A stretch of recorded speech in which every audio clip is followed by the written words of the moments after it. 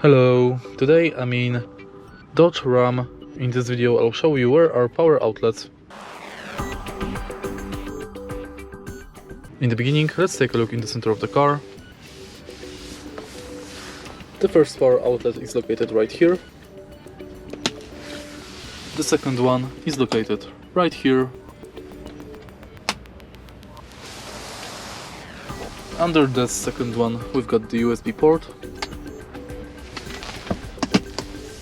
And in this drawer we've got also two USB ports. And that's it. If you find this video helpful, please leave like, comment and subscribe.